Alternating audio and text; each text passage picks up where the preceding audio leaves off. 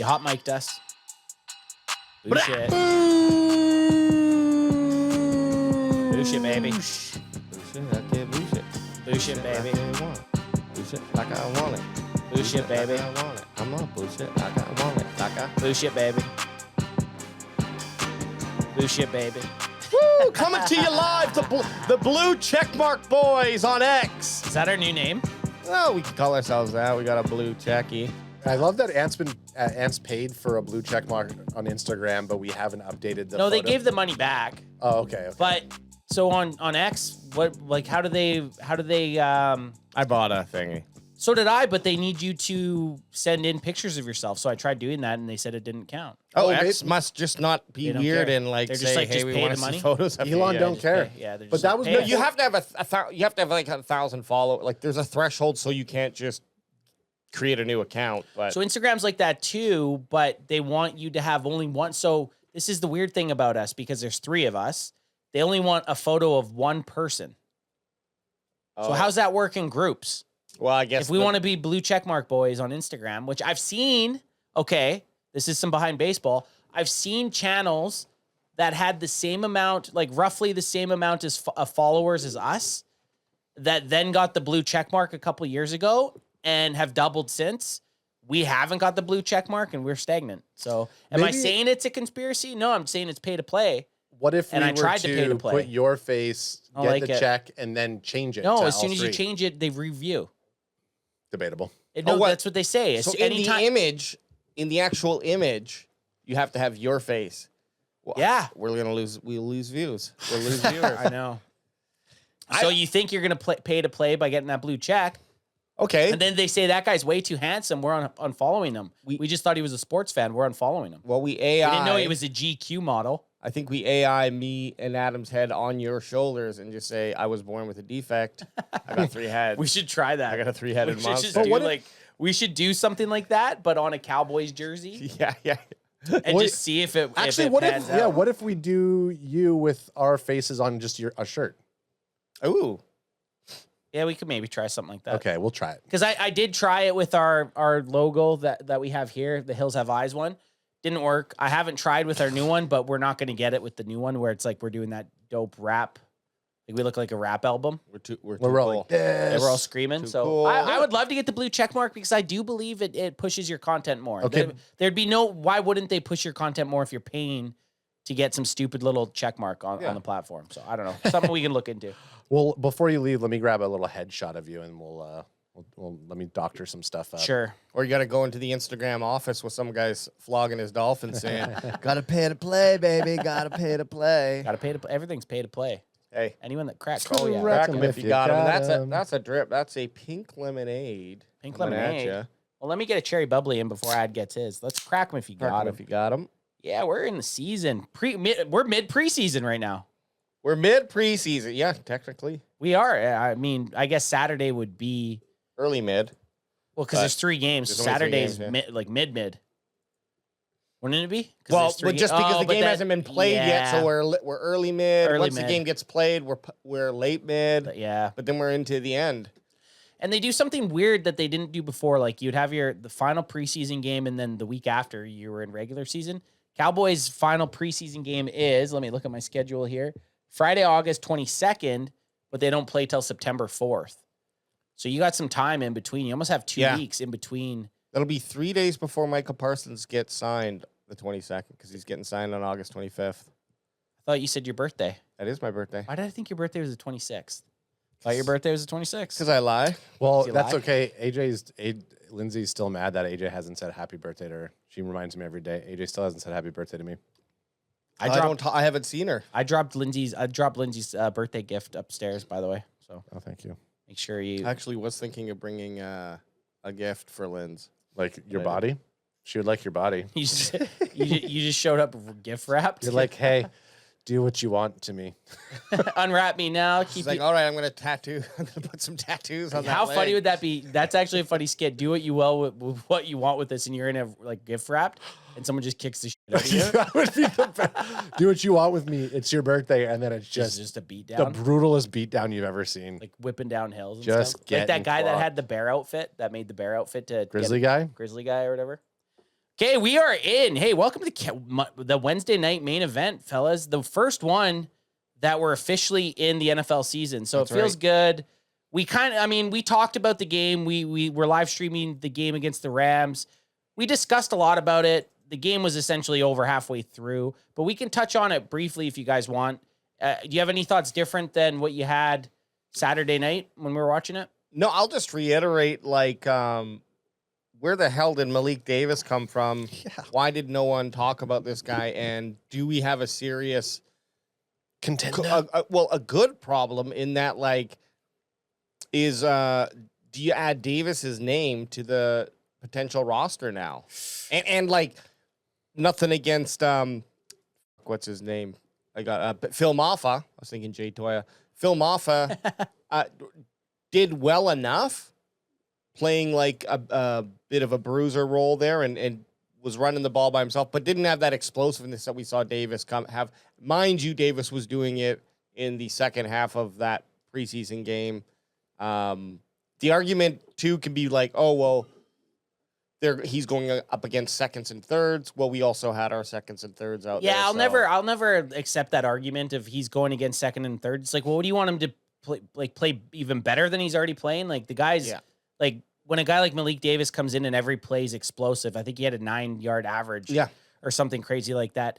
What else do you want from a player? Like all he can do is make plays. And anytime that we've seen Malik Davis in the preseason, he's always done well.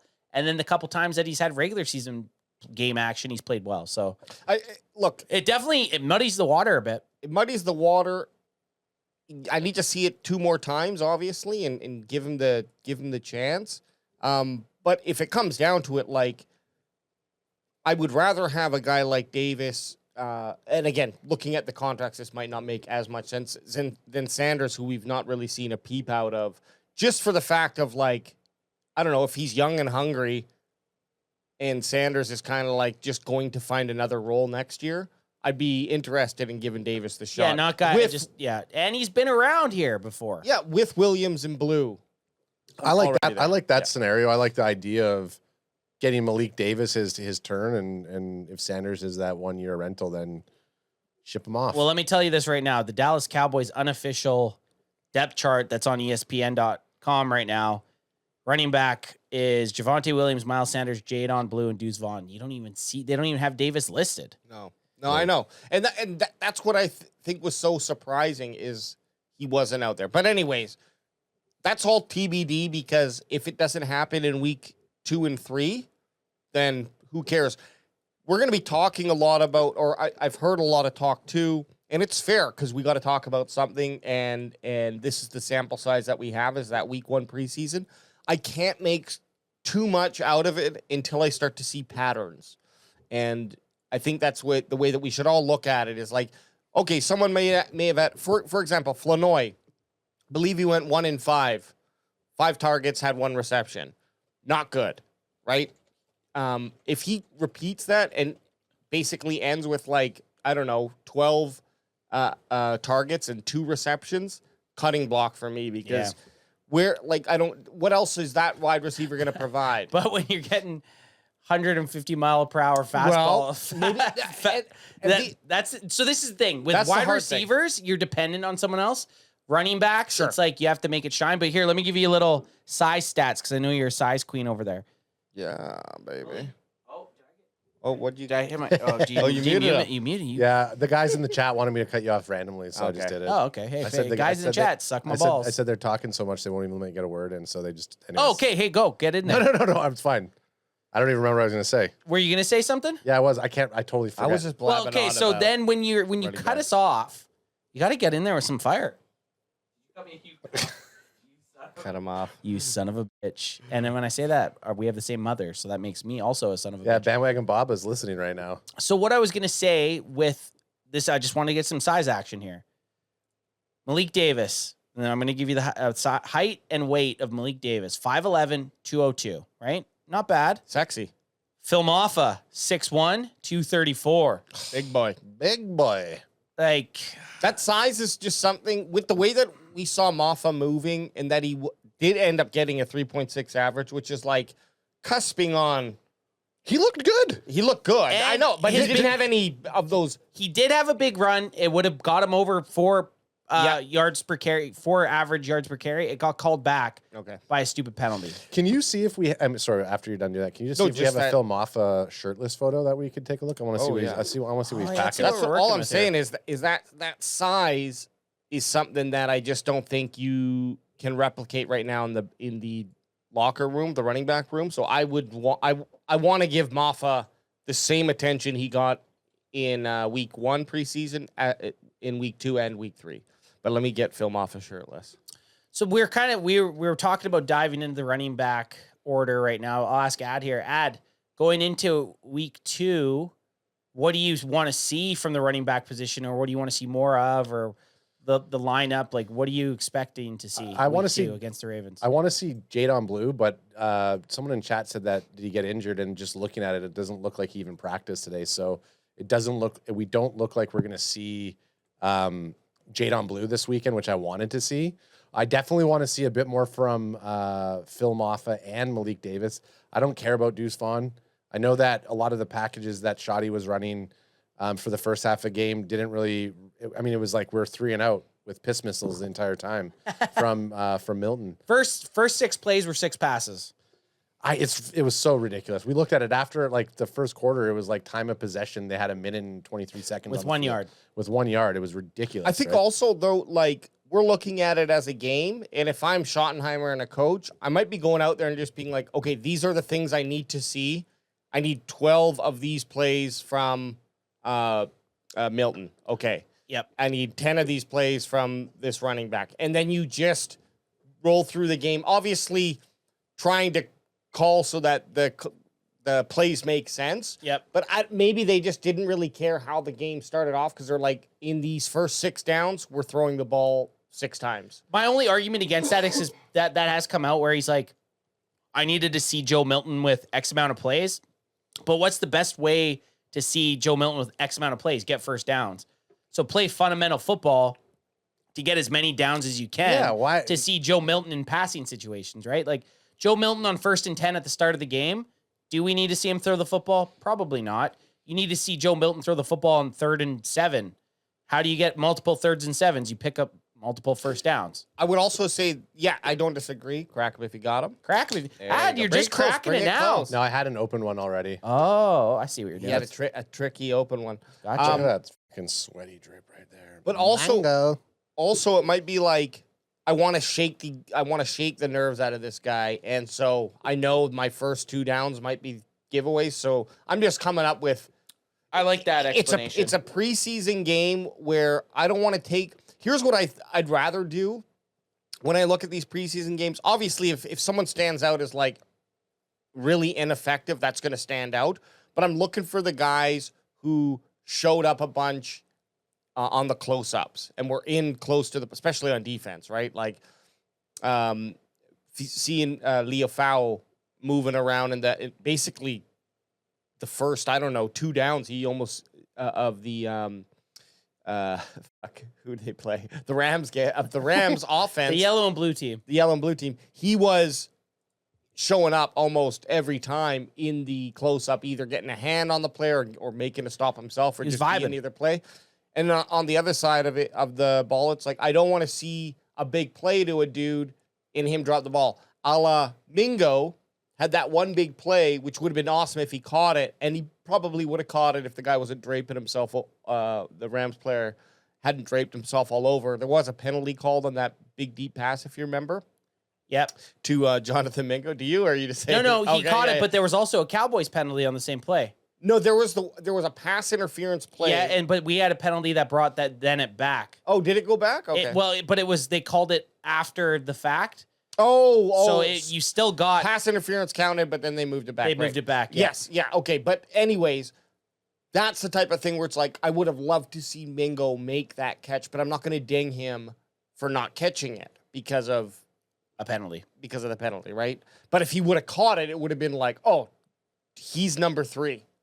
Like that's how I would have felt. Bingo! You'd have been like, bingo! Bingo! I got a question, and what we saw, and this is kind of leading into week 2. conversation going on in chat, and I want to just kind of adjust it. Yeah, give us the week 2 talk. Edit it for us. So Boots on the Ground says Shoddy is playing poker and he is not going to show us his cards. Then R2J2, aka Conversations Living Room with RJ, says what cards? It's the same offensive playbook as last year, and the NFL knows it. So do we agree with that? Like, do you think that we're going to see the same type of packages? Now, I'll preface and say that even if it is the same playbook, look at how many plays are in the NFL. There's no way Mike McCarthy utilized the entire playbook. So there's probably a lot of plays that Schottenheimer really likes that we didn't see last year that we'll probably see more of. So even if it was the same offensive playbook, there has to be alterations, and we're going to come at it with a couple of different installs, I'm guessing. Even take away playbooks. Start with players. 37 guys that play for the Dallas Cowboys were taken out of playing last week, right? So whatever we just watched last Saturday, it doesn't matter if they're running a completely different playbook. It's irrelevant when you're not playing the same players, right? So if they are running Mike McCarthy's offense, you stick George Pickens in Mike McCarthy's offense last year, that offense is already a hell of a lot better. Yeah. They could run the exact same shit, and you automatically put George Pickens and CeeDee Lamb in there, you're gonna move the ball.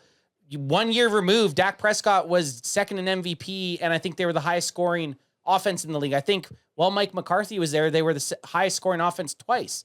So it's like, is that a bad thing that it's the same offense? I don't know. Is it the same offense? Again, I don't know enough because I don't think you see enough in preseason, and you don't see the players. So like when it comes down to preseason talking as a team, winning or losing is irrelevant. I think you really have to just focus on individual players.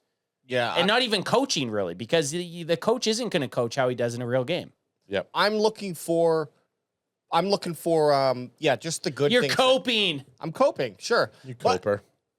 Honestly, regardless of the playbook, I don't even know that we're going to see anything new because they're not going to run plays that they think they could run with Dak Prescott, Turpin, CeeDee Lamb, George Pickens, Williams, Jadon Blue, whoever might be out there. I don't think we're going to see the same plays that they would be running with Milton out there and a bunch of, fours really on the wide receiver core. So, I mean, I would hope that they would be adding stuff that's like specific for players in certain Scenarios. Well, look at how much. then we'd have to see that happen. Yeah, and so even if it's the same offensive playbook, look at how even they've moved personnel around. Like Turpin in practices at training camp has been utilized far different than what we saw him do last year. We saw him on like 2 passing plays last year, and that one scrimmage that we watched, or even the one before that, the when they were scrimmaging with themselves, he was getting like 4 or 5 catches on different type of routes. I just want to know where the basis is of that it's the same offense as last year. Off of what, a preseason game with your backups in? If anything, if I was a coach, I would make it seem like we were running the exact same offense as last year. Which is possible. Where's the basis? That's what I'm confused about. Where's the basis off of one preseason game that Schottenheimer's running the same offense? And you know what?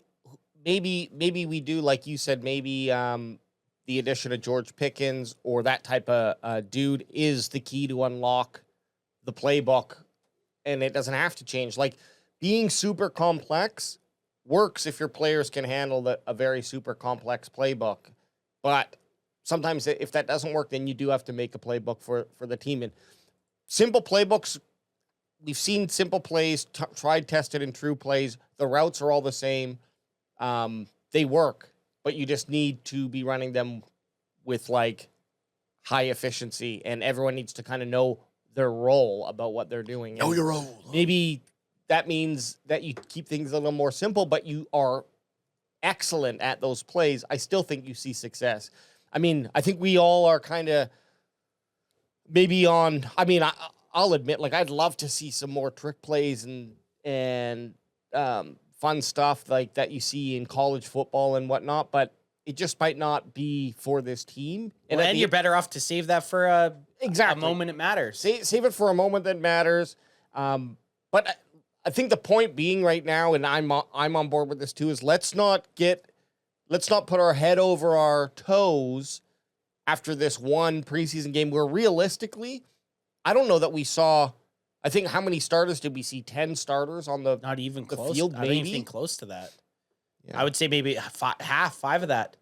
I will say this. One of the things that I think we can take away from there is the secondary is still a Dog shit. dog shit. Yeah. But again, it goes down to individual performances, right?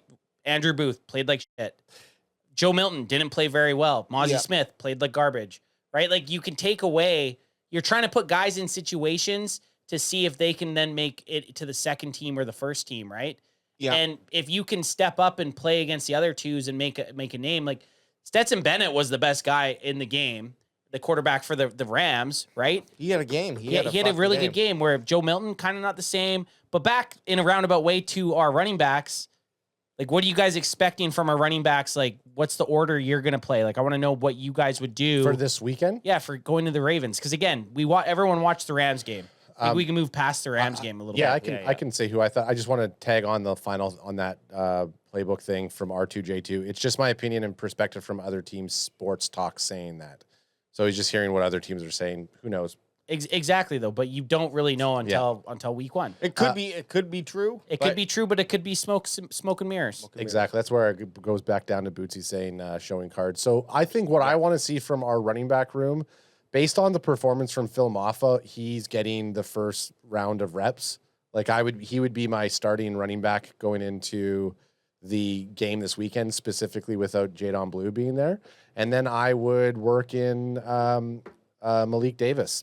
I'd work Malik Davis maybe in the second quarter or no the Miles second half. Sanders, no Javonte Williams. Well, Javonte. So you're done with you're crowning Javonte Williams as a starter. Yeah, I think we're all in that in the same type of line that Javonte Williams is the clear starter. I think they're probably looking for their RB3/RB2. So, but if you were coach, you wouldn't want to, like, I get it. Other guys are clear starters. You wouldn't want to see them at all.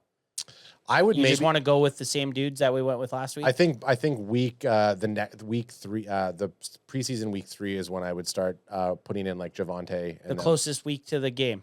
Yep. Yeah, just to get them kind of up and use.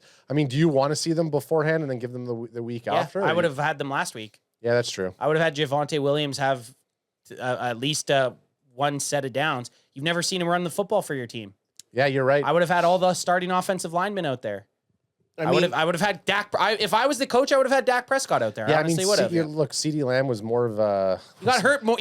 Was more of an injury case on the sidelines. Bigger chance getting hurt on. That was the penalty too. When Yeah. we're like, what the hell's that penalty going on? That was from CD. CD being on the sideline. I would have. Yeah, I mean, the smartest move, in my opinion, is get your starters in as early as you can in the preseason. Get them oiled. Get them to just show a nice flow, right? I think a good explanation of that, or a good example of that, is the Bengals.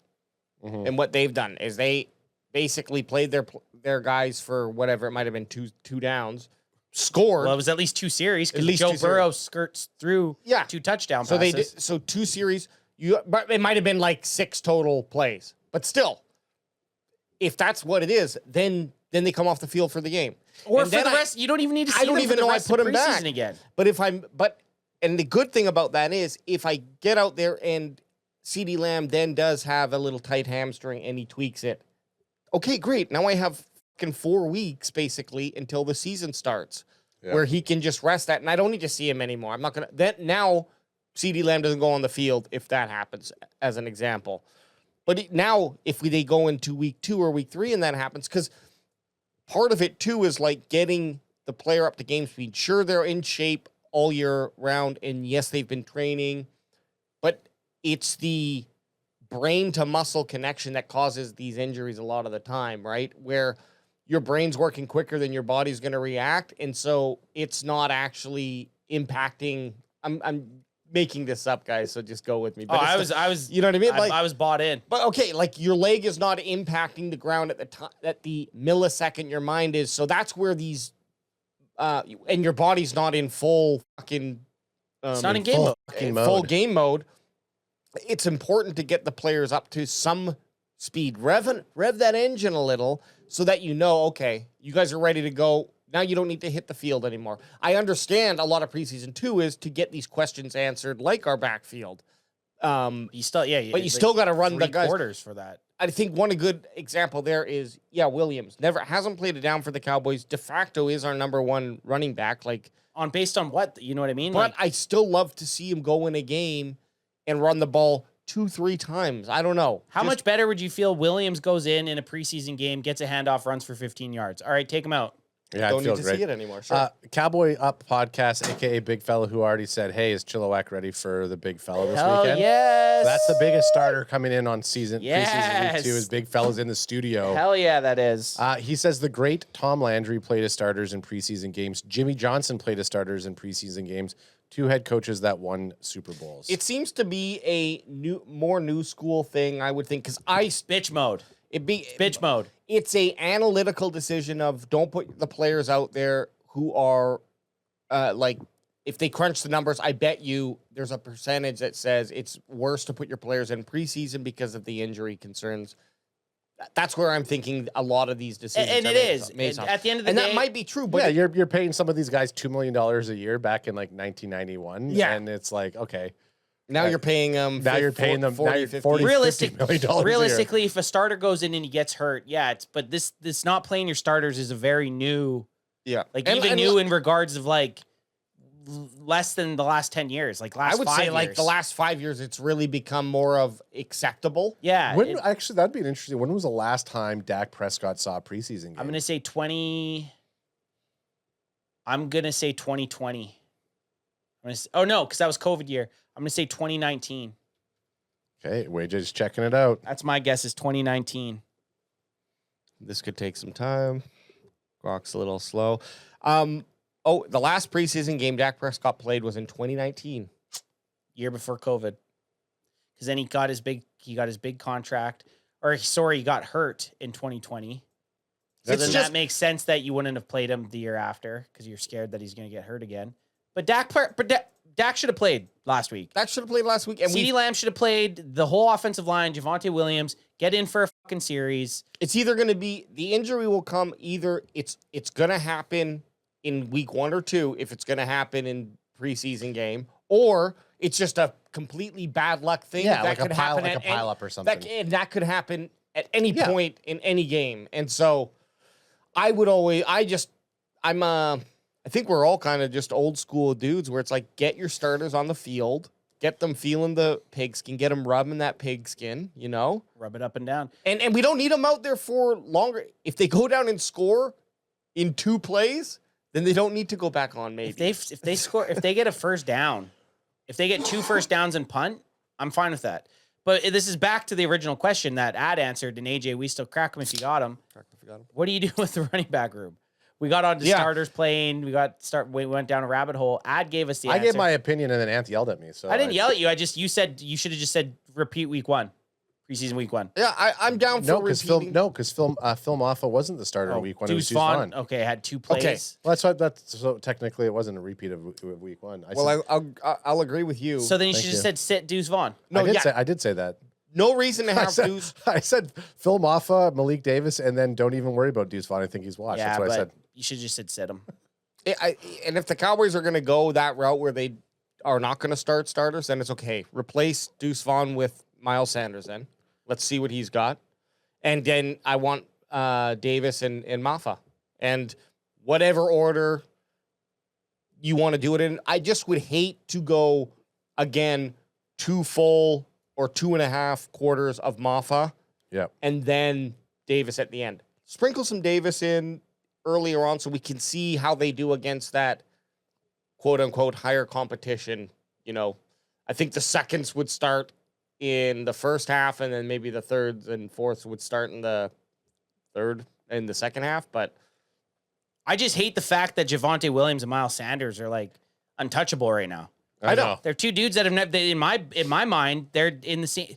Well, Miles Sanders especially. Malik Davis has more carries for the Dallas Cowboys than either of those guys combined in regular season football, right? Sure, these guys have done whatever for past teams, but it's like, this is preseason. You should be on the same standard as everyone else. Miles Sanders is on a 1-year deal. I think Williams might even be on a 1 year, maybe 2. But it's like, yeah, you bring up a really good point. I want to see those guys run. Look, and that's what I'm doing. If I'm the coach right now, one of those guys, okay, Javonte Williams is your incumbent starter for somehow. Miles Sanders, get your ass in there and prove that you're better than Phil Maffa or Malik Davis. Well, because last year's stats said different. The other thing is like our first opening game is going to be a very tough game in week 1. It's not like it's a walk in the park. It's not like, regardless of how you look at it and be like, yeah, these first 4 weeks are throwaways. Like this is a division game. This is an important game. So yeah, you're right. These guys should be up to speed. Get battle tested. Sorry, you were going to say something to that. Phil Maffa, did you guys have Phil Maffa up there the whole time? Yeah, well, no, I Fucking had him for a bit, and then I took him off.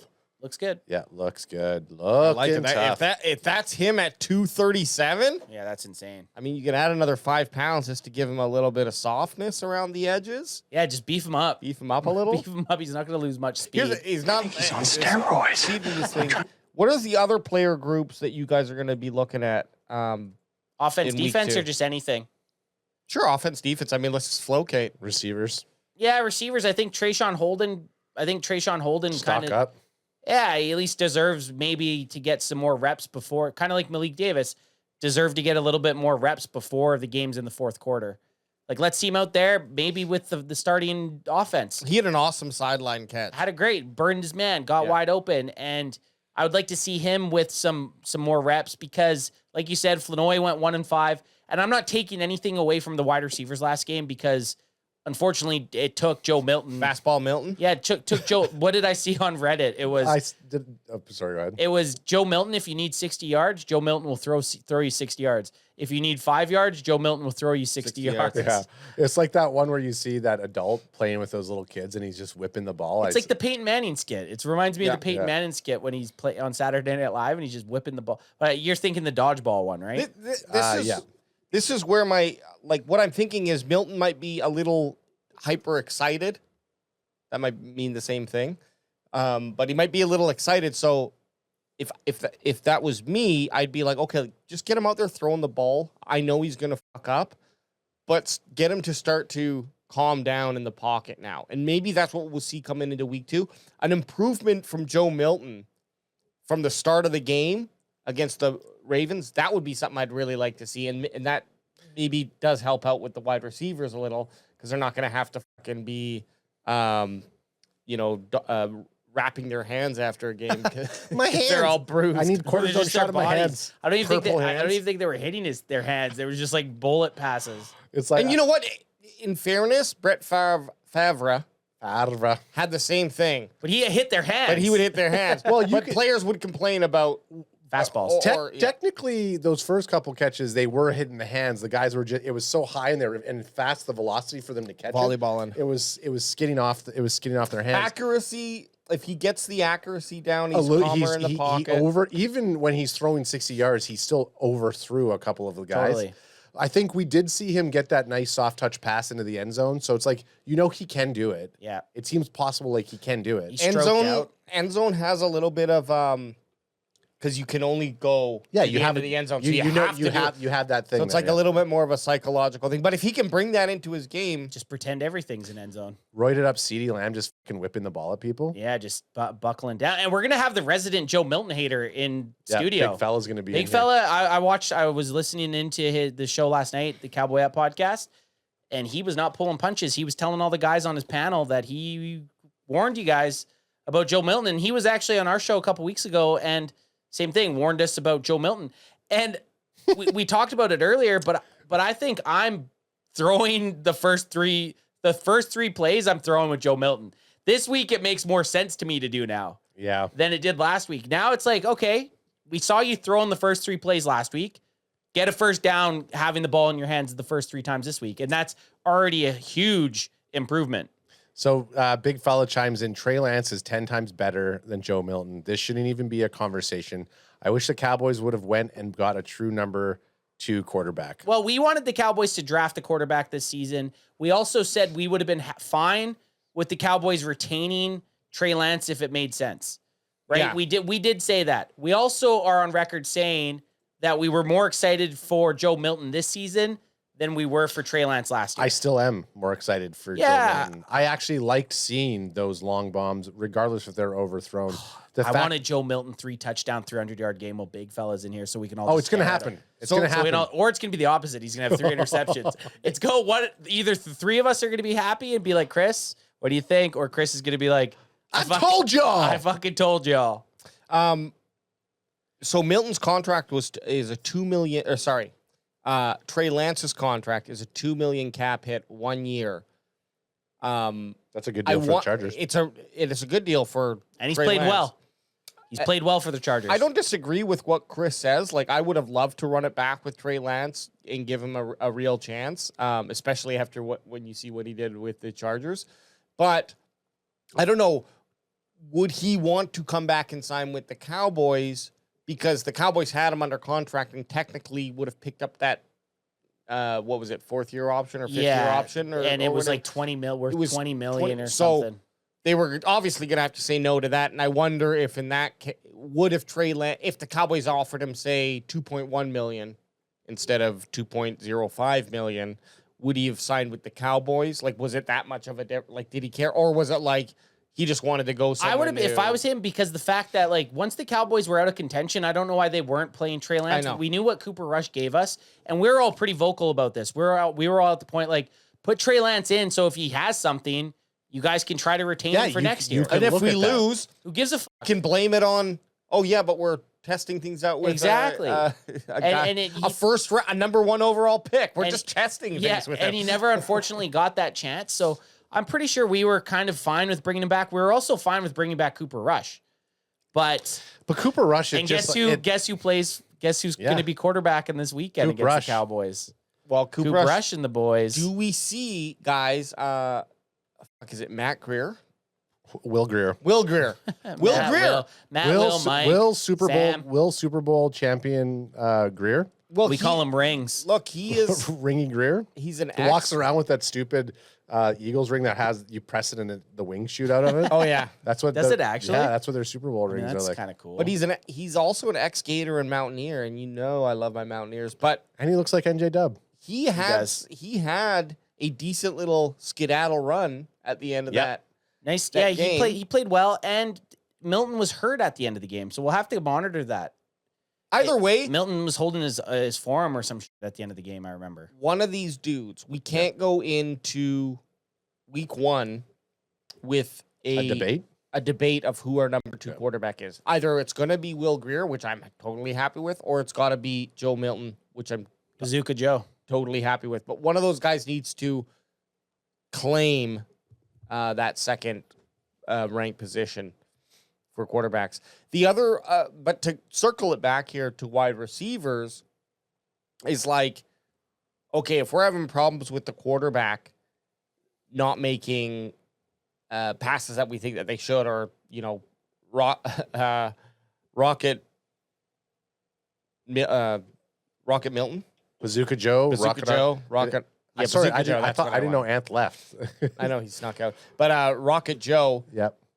If he was throwing too hard for these guys to catch, I mean, obviously, like I don't change my mind. I still need to see 2 weeks or 3 weeks of a pattern repeating. Do you think on the drop passes he says them, the ones would have caught it?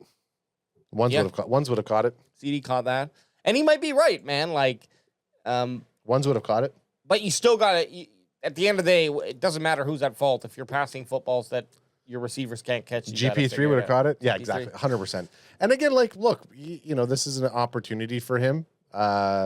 So, again, Cowboy hater. Sorry, not Cowboy hater. Big Chris, the resident Milton hater, has a lot to say on him. This is really the first time we're actually getting indoctored into Joe Milton's game. But like I said, I still stand. I'm more excited to see what Joe Milton can do as a QB2 than a Will Greer or a Cooper Rush. Trey Lance, if they actually came in and said Trey Lance is our clear number 2, then fine. I would have been all right with that. And same thing with last year. We already knew, like Ant said, we already knew what Cooper Rush was going to be. So let's see what we have with Trey Lance. I want to, if someone else is going to go in, bad or good, I want to see some exciting chances. I don't want conservative football. It's the QB. So you want to have the chance that a receiver could get killed by a fastball? No, I was saying At to least Alex, every throw, you know Joe Milton might die. Or, sorry, the receiver might die. I was saying to Alex, I said after every single throw, rumor has it that Joe Milton went up to them and said the ones would have caught it. So like, how big of a mind fuck would that be, Joe? It was 5 feet away from Like, me. and are you- going as fast as the fucking DeLorean? okay, so Flanoy doesn't catch it. It was double coverage.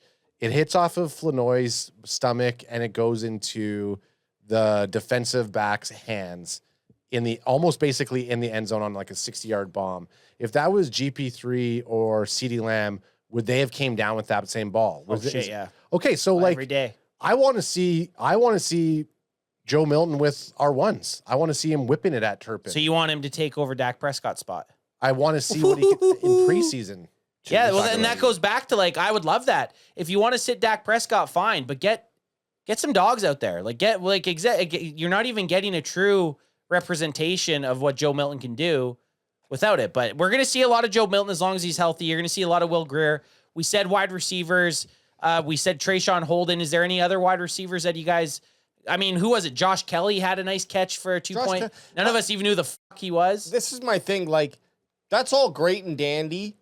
But what are the chances that Josh Kelly is going to play a snap during the regular season? Zero. I know. 0%. And I'm not trying to hate on a guy getting his chance to go out there and play in an NFL game, but from purely a selfish Dallas Cowboys fan perspective, I don't give a fuck about seeing Josh Kelly catch a touchdown. I want Mingo. Or even, look, Trayshawn Holden, Mingo, I want to see Mingo get the ball because but if Mingo, he has an actual chance of being Mingo, a third. Flanoy, but if Trayshawn Holden. Yeah, but if Mingo, Holden, and Flanoy all start and Holden improves over Tolbert played quite a bit last week. Oh, Tolbert had his and he did nothing. Yeah, trade is fucking ass. Look, oh yeah, that is some of the rumors kicking around too. And I mean, we can definitely talk about the potential of a Tolbert trade, which I think would be good, but get an extra 4th round. Gotta come off. Yeah, I'd take a 5th even. I know, but you gotta come off a game where he does something, so you get a little bit more. Of that that I just don't know what they're like right now. The Cowboys are in a very solid wide receiver position, right? You got lots of options. You got CeeDee Lamb, GP3, Kavonte Turpin, and then it gets down to Flanoy, Mingo, Tolbert, and now Trayshawn Holden, who seems Brooks, Cropper. Brooks, Cropper. Well, Brooks Those barely guys are fucking Brooks, Kelly and whoever else. Brooks barely played, so Brooks, I'd say is almost like you've seen him less snaps than the other guys. So it's like they already know that he has a spot. You know what I mean? Like it makes me nervous when you're seeing a Tolbert out there and he's not doing anything. Like Tolbert should be dominating those guys. Tolbert should have had like something like 3 for 3 for 50 yards, potentially a touchdown, like And an interception. yeah. But you know what I mean? Like he should have had like stud type of for the plays that he was playing in, he should have been like the dominant guy, and he wasn't. And if that guy's gonna be moving into our 3rd spot, I mean, I don't think anyone owns that 3rd spot on the Dallas Cowboys right now. I think Turpin might. Yeah, but Turpin is not going to be in that 3rd spot consistently. I don't know that though. Well, Hey, in this new look offense? sure, I wouldn't mind if he did. I'm just saying, like, I think they're looking for more of a Traditional 3rd spot. I think Turpin is could end up as the de facto number 3 wide receiver for sure. Yeah, Turpin's your 2nd slot guy. CeeDee Lamb's think your he's a slot. second slot. What they're looking for right now is that guy to play wide receiver opposite of George Pickens. Yeah, so that's going to be Flanoy or Mingo, I think. Like that's Flanoy has a lot to do to fix that, because if you're going, Flanoy's gonna have a tough time being number 3. he's been Mingo though, I think Mingo could have a chance. but you can see some of the shots that they were taking. It was to Flanoy. So like Flanoy right now, it seems in this wide receiver battle that Tolbert again non-existent, even though he's for some reason we keep carrying him as this like true number 3 guy, and he's not. But you have, and maybe he is. Maybe with Dak has a safety blanket with him. We saw some stuff with him last year. GP3, CeeDee Lamb, and then you have Tolbert as that number 3. Possibly he's a bigger impact, right? We have to also remember, like, just because that number 3, that receiver's out there on the field, what else are they doing on the field? Are they drawing the receivers out? Are they jamming them up? Like, there's stuff that we're just seeing the catch, but when you look at some of the extra tape, maybe they're doing a lot more, and that's what they're packaged in to do, right? Do you think it's realistic that Flanoy passes Tolbert and Mingo, though? No. So I think that's the only real answer is no. the problem with all three of those receivers is, from what I remember, I look at PFF on our stats. And again, I'm not taking any of this away and writing articles saying that this is my opinion, but this is just what the stats are. Flanoy had a 20% catch to target ratio, one out of 5. Tolbert just basically didn't really do much at all. And Mingo, same thing. Had a big chance. There was a penalty on the play, so he would have had at least one good catch. One giant positive play. So all three of those guys were going back into week 2 with, like, fight it out, guys. Someone needs to put the gloves on. Someone needs to be hungry.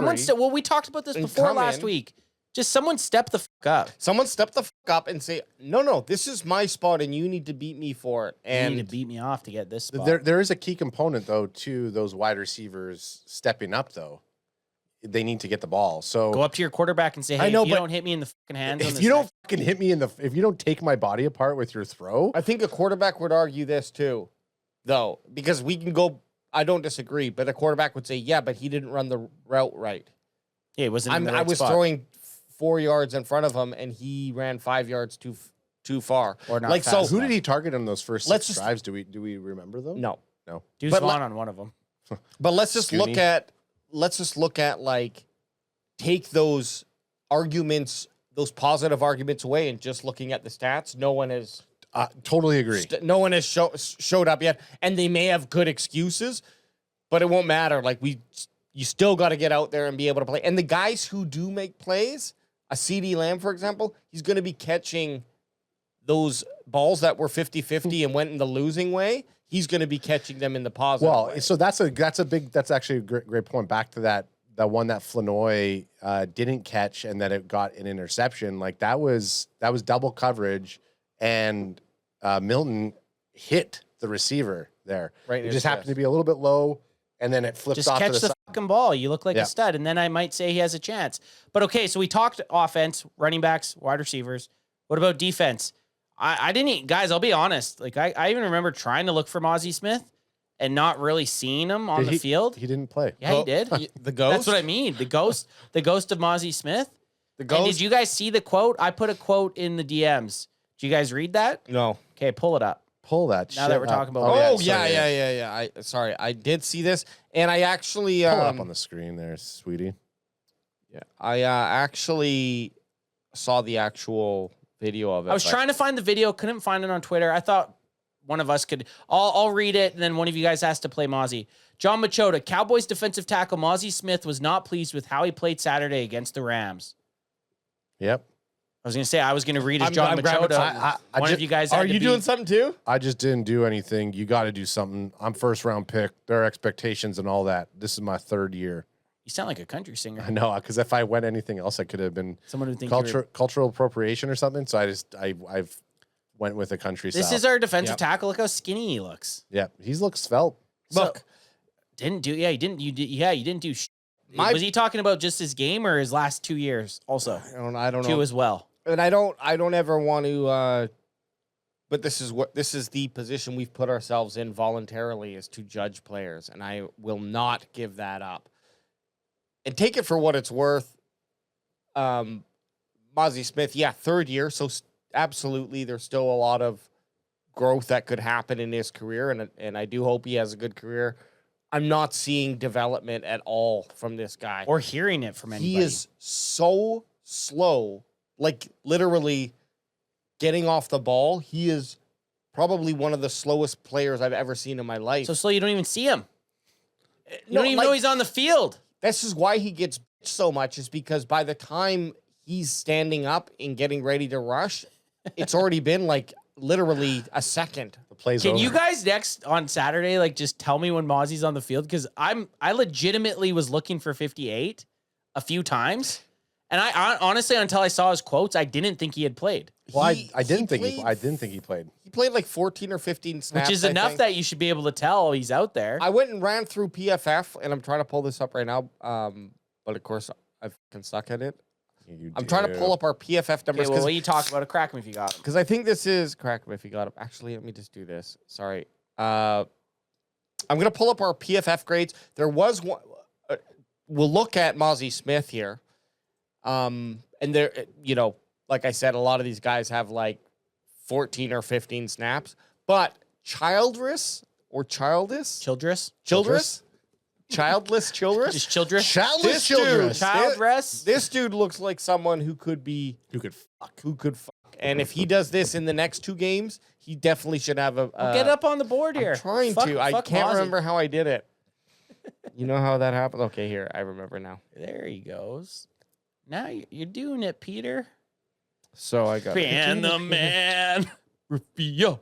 I can't... neither of you guys have any Hook movie quotes. I did, but remember, they were so... I'm making back to spin a man. It was just so low. I had 2 or 3 cooked. I don't even remember them. Yeah, I had... Ban the man. Yeah. Year 1 I had them. They were just too low. I don't even remember that. I might run it back. Okay, sorry. Hey, y'all ready to run it back? Who do you want to look at? Should I pull up defensive ends? Well, I think just the total defense is nice, and this is just a PFF visual. Mozzie Smith way down there at fucking 13. Now, keep in mind of this snap count so you can get a little bit of relevance. Mozzie Smith here. This is what I'm saying. This is so Mozzie, just to be completely mid. Yeah, as mid as it, like that's pure mid. As mid as you can be. In 14 snaps, sure, not a lot, but if you get 10 snaps, you're getting a view of someone. It's not as much as obviously 30. It's 1/3 of that. But, still enough, though. But this Childish, dude, Zion Childish, look at his ratings. Green, nice fucking hydration across the board. Yeah. And when I look at guys like, for example, if we look at Israel Mukuamu, 90 defense, a 50 rush defense, Total 25 tackle. Played a lot of snaps, too. A lot of snaps, but his coverage was 93.5. So what do you want Israel Mukuamu to do in that safety position? Is he supposed to be helping run defense? If so, okay, we got a bit of a question mark. He only had a 50% on that. But if he's just really going to be operating more as a coverage safety, then he's fucking set. The dude is awesome. 93.5 or did awesome in this. Yeah, in this whatever, game, right? however PFF breaks that and down. And Mukuamu is another dude who's kind of been cusping and waiting. Like he's played a lot, but he's not the starter. And he's cusping on that role. I believe he's not the starter, right? Weird. Damone Clark was one of the worst ranked guys. Interesting. Well, actually, what was the other Clark? Well, these are our. Elijah. Now I can scroll down Clark, and we can look at the worst ranked. Kanye Thomas was the worst rated. Yeah. He only played 10 snaps. Elijah Clark, though, 48 snaps. Holy Jay Toya, a guy that I was really looking forward to watch, did not look snaps. very good.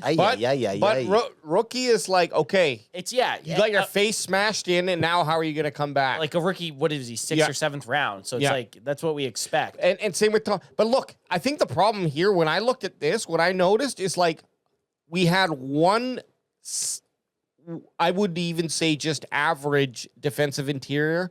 Every other defensive interior was mid or lower.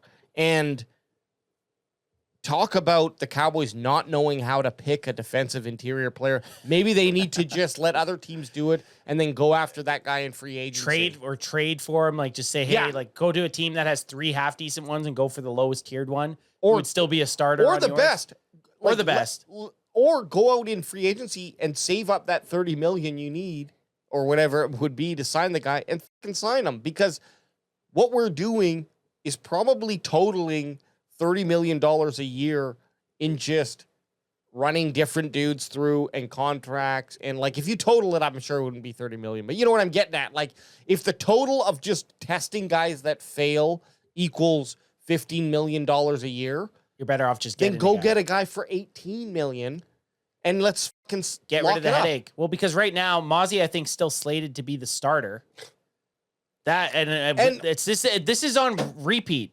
defensive interior has been something we've wanted to address forever. And even when the Cowboys drafted Mozzie in 2023, we weren't excited for it. And I'm still not excited for it. And he needs to figure something out. And he's a guy that needs to have a big game. And I think this is a good time to segue into This? a crack 'em. Crack 'em. Crack 'em if Double you got crack 'em. 'em. Get crack 'em if you got 'em. And that is a drip that he's cracking there. Those That is a couple drip. drip seltzers over there. 89 calories. What's 89 times 2? Mm. 178? Yep. That's it? 178 calories only. Yeah, rumor has it they have they have new flavors that are going to be hitting. They're going to add a little bit of sugar in some of the new flavors, so it'll go maybe up to like 1 to 110. Get a I don't little need sugar. Tell them not to add sugar. They're not going to get rid of the OG ones. You know what I want to do? I want them to get a 7%er. A 7% only 100 A calorie. 7% one that They're like, actually that's just tastes called good. a shot of vodka. I know, but it's 7 because the 7%ers that right now, like those neutral ones, they're Yeah, gross. they're I had a 7%er that the nude, maybe it's nudes. So yes, they tasted like turpentine mixed with some sort of flavoring, and they were hard to drink previously. But the last D&D sesh we had, I had 7%ers, and they were Good. Like Oh, I was like interesting. shocked that because they did not taste like poison. There's a skit I want to do Saturday, and I don't know if we could do it pregame or postgame. And I think I stole it's a stolen idea, but it's funny. It would be funny. Oh, so you're not going to tell it right now?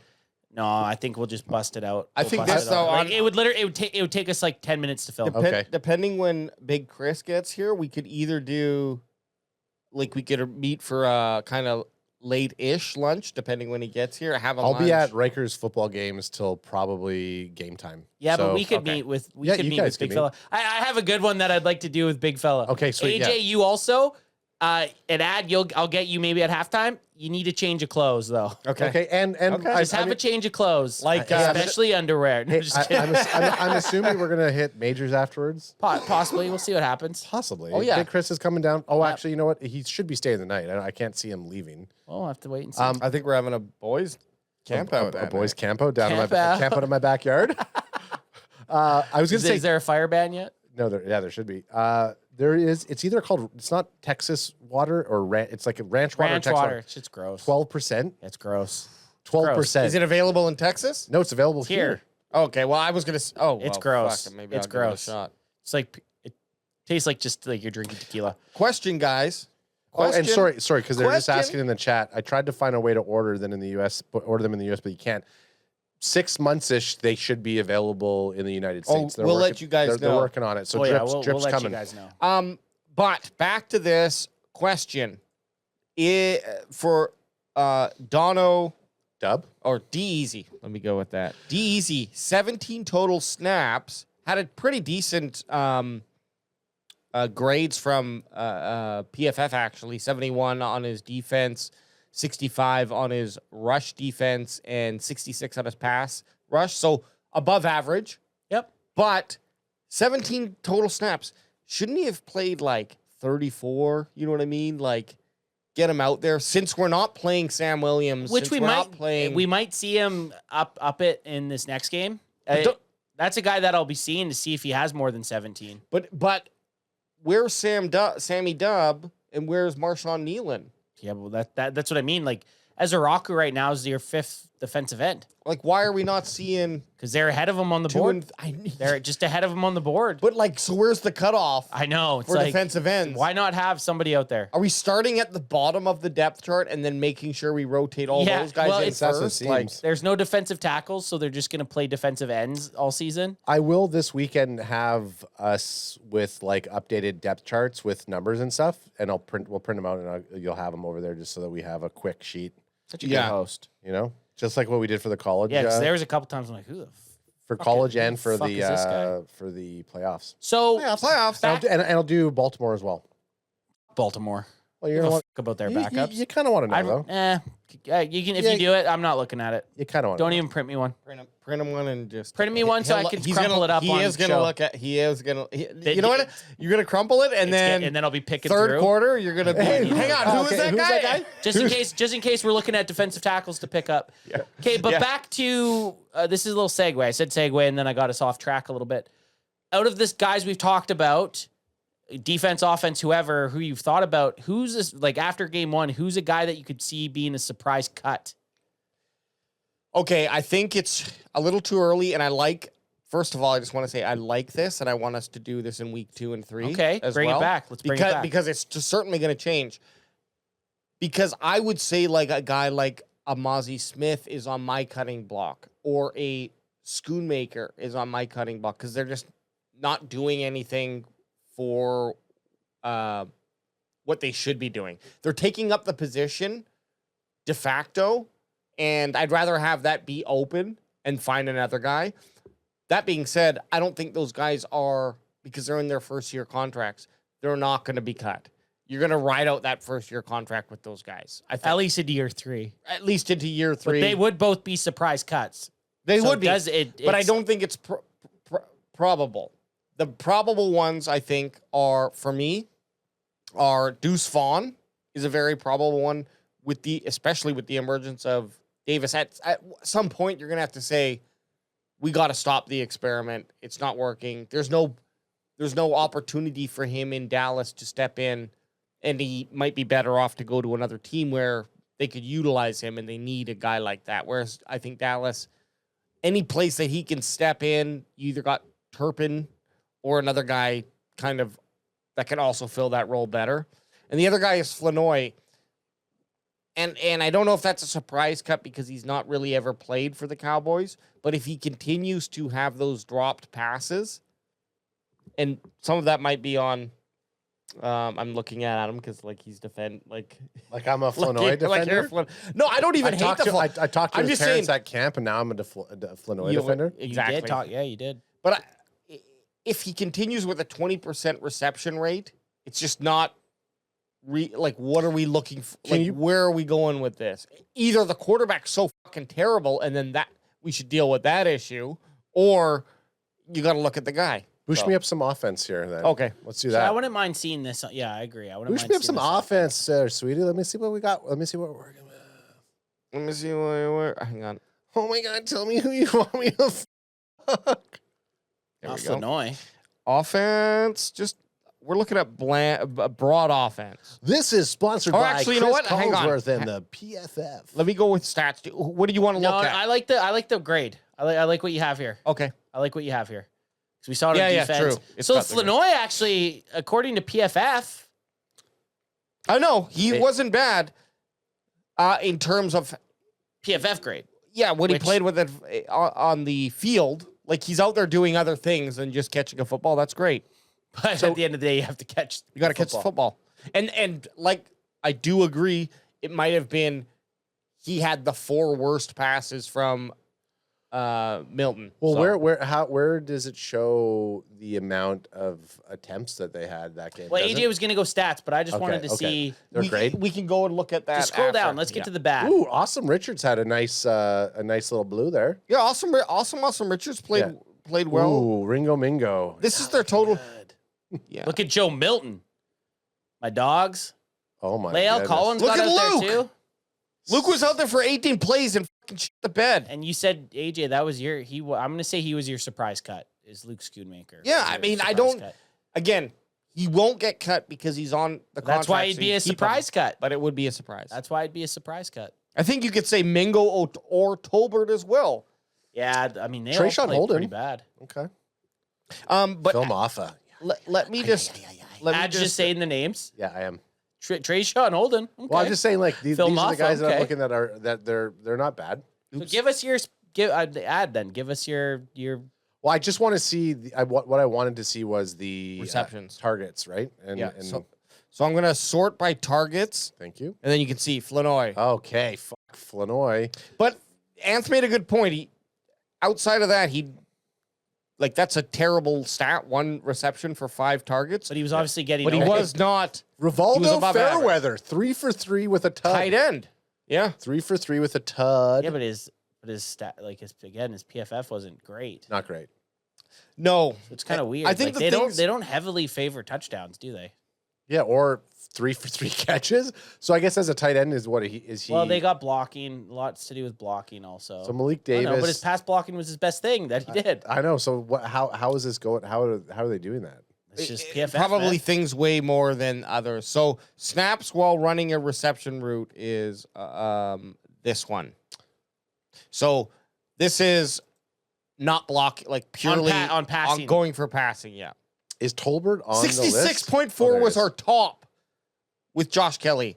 We got some dog shit fucking bottom barrel receivers. Is all I gotta say. Tolbert was only targeted twice with 1 reception. Yes, but look at his snaps.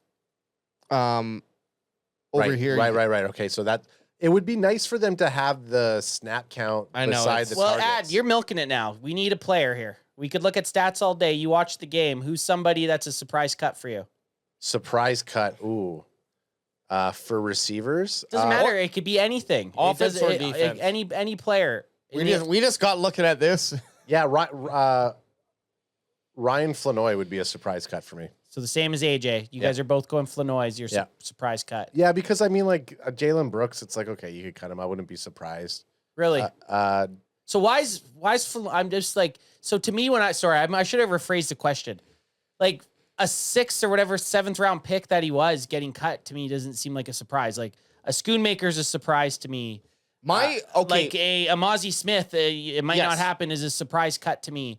But like a Flanoy, I think the answers are going to get better as we go because we're going to see more. But you guys are both locked into you guys did for this Flanoy. And the reason I would say as a surprise cut though. But that's not a surprise to me though. That's what I mean. Like why is it a surprise that he'd get cut? Because first of all, we don't have that many guys to choose from that actually would be surprises. And like Tolbert would be a surprise cut, but they're not going to cut him. I don't think they're going to cut. They'll probably trade him. But that's what makes him a surprise cut if they do. You know what I'm saying? Like Jalen Tolbert, I think would be a great surprise cut. Then my surprise cuts would be Luke Schoonmaker. And Mozzie Smith. I think those are both good selections. But I don't think that they're probable.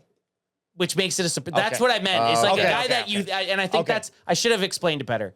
If you think they're probable, that makes it a surprise cut. Right. Because Flanoy's not. Yep. Like if Ryan Flanoy was cut or put to the practice squad, I wouldn't be surprised. Josh Kelly. No, so like Jonathan Mingo, I think would be a surprise cut. Jonathan Mingo, yes. Jonathan Mingo would be a surprise cut. Tolbert, I think, is a very good surprise cut. Right there. Jonathan Mingo is my surprise cut. Okay. Really? Yeah, because with the trade and everything, and then if he's not performing and they end up putting him to the practice squad. I get why, but like you think that he'd be cut. No, I'm saying that would be a surprise cut for them. Like he's a guy that I'm thinking that he should actually make the team. And why? Because he has the worst reception. Yeah, like that's what I said. Bringing him on there. How many snaps did he have? He targeted once, but how many snaps did he have? He was out there for 14 snaps or 14 passing plays. 11 routes ran where he was going to receive. Which one of these Gomers were out there the most? For routes ran? Yeah. Like receiving routes, Jalen Brooks. He's out there a lot. So they're trying to. But he didn't play bad. My surprise guy, Wanye Thomas. Oh, what? He was the worst. He was the worst player on per PFF.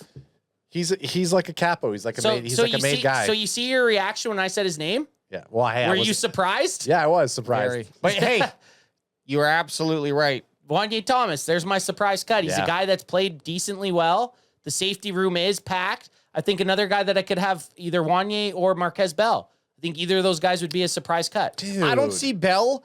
And the reason is this, don't go down that route. I'm saying it.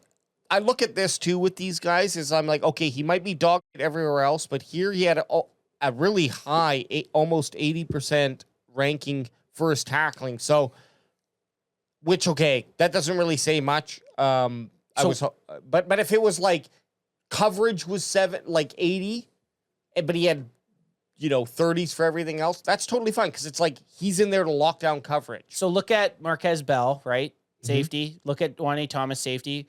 What were our two top-ranked guys? What positions did they play? Our two top-ranked, the very top of the list. Oh, man, that's getting salty here. Safety. He just wants to fucking cut. So now you have fucking dog. You have Malik Hooker, who's already on the team. You have Israel Mukuamu, who was the best-rated guy on defense. Now you have Marquez Bell and Wanye Thomas. And Zion Childers has been on the team as well for a couple years. The numbers aren't making sense, and you got guys that are putting tape out there right now. So now you come back out next week, you got Mukuamu and Childress that both have good games, and Wanye or Marquez Bell have a bad game. Move them up. it's got to be a little bit of shifting. So, You're fucking me up right now, dog. But- Well, hey man, I'm looking. Like, you're gonna cut Elijah Clark before you cut Wanye Thomas. Of course you are, but that doesn't mean that just because you cut Elijah Clark doesn't mean you're. Of course you're gonna cut Elijah Clark. That's why he's not a surprise cut. Right. yeah. Okay. Okay. Gosh, hey, I would say you're this, crazy, bro. Jay Toya Would be a and surprise. the Cowboys can't afford to cut any defensive I interior. know that's unfortunate. They just But have to kind of roll with them all. He could be a potential surprise cut because, again, I don't think that they would cut a guy who they drafted after 1 year. Excuse me. In a position of need. In a position need, but I watched some plays out there where he was on the highlights of the game, and he was getting pushed around, very similar to Mozzie Smith. Sometimes You guys are the biggest guys out there. I know. Why are you getting bitched so bad? But this is the thing. Sometimes if you are like a 30-pound dude, but you don't have the strength to back it up, Yeah. you can become not an asset. What's the other thing? A detriment. Yeah, like detriment to the team because now you're just a big body getting pushed backwards. Yeah. What happened to all those videos that we saw with him like moving fridges and bench pressing and stuff like that? Again, I'm not gonna, but I'm just using this as an example. There was a play where I saw Toya, pretty much just get pushed backwards and open up a lane because his body was so big. He was pushing everyone else. So it's like sometimes he was Jupiter. He Yeah. was like Jupiter in the solar system, Oh. just taking out everything. exactly. And so like again, definitely need to see how does he do in week 2? How does he do in week 3? If we start to see improvements from these guys who had really shitty grades, that's okay. They should have a shitty game in their first preseason game. And that's why next week doing this will kind of bring a little Exactly. bit. But if you get a couple guys that are going to double down, If Juan Thomas is at the bottom of the barrel again next week, and you got we guys a at problem. safeties that are, so they also have Izzy and Childress as nickelbacks on the depth chart. Well, that's good. So that's Look good. at this photograph. No, but our nickelbacks are. Isn't funny how I make you laugh? That means both our nickelbacks were the best 2 players. So Well, that's good. I mean, hey, that was a position for me where I was a little concerned with. yeah, with Jordan Lewis gone. Yeah. It wouldn't be a surprise, but someone that they should cut, but they can't because of the depth issue is Andrew Wilkes-Booth. It's like Why fucking. couldn't they cut him? Well, I'm saying He was fucking awful. they should cut him, but I feel like they're so worried about the depth issue at corner Yeah. that they just won't cut anybody there. It's kind of like the same as the defensive interior. It's like you're forced to keep these guys. Yeah. But don't forget, there's going to be cuts from other teams Yep. that the Cowboys might take on. It's like, hey, that fucking guy is better by 2 points than this. You got to guy. tell me that there's not a guy out of all the 31 other teams that didn't make their cornerback room that is better than Booth. The 'Cause other there is. absolutely, and the other moving part about this is like, what do we need a guy to do when he's in there, right? And so, for example, let's say Israel Mukuamu has great coverage but really bad run defense, but we need a so that's awesome, but we need a safety or a nose tackle. Nickelback. I can never remember. Look at this. But the nickelback, we need him to be more of a run stopper in this defense. Okay, well then that guy doesn't work. Even though he's great at coverage, and we need to replace him with someone else. And so those types of things are a little bit unknown because I don't really understand how Eberflus is going to be using all these players. I just hope that at the end of these 3 weeks, the Cowboys have a good understanding of the players that they had question marks about or how they were supposed to play, and that they actually know what the fuck they're doing. Because Even us just looking at this is going to help us a little bit because we can look so much at use our eye test, but I only watched the game one time, right? And I Yes. have my initial thoughts of certain players that played terribly. Like the Booth played awful, but again, if I said somebody that was guaranteed cut or should be cut, Booth would have been my pick, right? But it wouldn't have been a surprise to me. But going through this after each game and just seeing what players can either bounce back or double down and have better games or double undown and have multiple games bad in a row, it'll make it fun for us to see if our thoughts change. Damone Clark, get the fuck out Yeah, here. can you click on the defensive Clark one outta right here. there for a second, Alex? Defense? Yeah. That's one- like the total of everything. Yeah. So like Shamar James didn't do too bad there. When you talk about like, okay, this person's out there and he has decent for run coverage, and then he has shit the bet on pass coverage, let's say, like Well, maybe he's just a run coverage Yeah, exactly. guy. So that's the other thing that's hard sometimes when you're just kind of looking at the list is like, okay, that guy might be out for this type of package. Yeah, but look at the guys we're talking about. Mozzie Smith, suck dick. Andrew Oh Booth, yeah. suck dick. No, I'm not defending those two. But you know what I fucks. mean? Go to the bottom, and then like guys that we talked about, like Shamar James, though, is a great example of what you said because, yeah, he is not a good coverage linebacker at all, but he's a very good or well above average. yeah, I put him stock down because I think I was expecting more from him, but by But by let's judging see- off this, he didn't look like he played that bad. But he's got to repeat. Like, if he repeats, if he gets another 34 snaps, which is a quality amount, like the fact that he had 34 snaps and had a 71 rush defense, it's like, okay, that's great to see. Didn't really play out in the game at all Yeah. to help. Like, the Cowboys still looked very weak at running up the middle. And, you know, who knows if that's going to be resolved. But at least the linebackers are now getting there and stopping them before they get to a first down. But Yep. like a guy like that with Shamar James, I'm okay with seeing him not have good coverage as long as he keeps a higher run defense because maybe that's the role that he's going to play. Yeah, the other one. I'd rather see them. The other one to look both at right be there is like a Perry on Winfrey. He's ranked at 19, but Sucked. his tackle and his pressures though Sucked. are mid to high. He's defensive interior. Sucked. Yeah, no, he sucked. I'm just saying like you're seeing there is shades there. So it's like, are they gonna? I mean, he's not gonna start. So for But this is the thing, like a tackle, but your run defense is 35. Like, what's that? that's tough. What the fuck's that even? It's like especially for contradicting. defensive interior. What's contradicting itself? When like he's tackling what guys is he trying to be Can an you edge just lord? click position? I just want to see. Which is surprising. He looked Yeah, like a just click beast. I thought position Perry here. on Winfrey would Who are actually. you be- looking I just want to see the positions lined up here. I just want to see if there's like a certain position group that's just all red beside each other on defense. Oh, that'll be DI. Oh my god. Oh yeah, DI looks awful. DI is. And CB looks pretty rough. DI and CB really rough. Now we had Definitely DI though looks. we had some Dog all right shit. coverage from cornerback, which is fine. But in terms of overall defense, yeah, like Defensive interior really looks bad, terrible. really bad. Like what is that? Just hold there for a sec. So 1, 2, 3, 4. Four of the 6 defensive interiors Yeah. had red.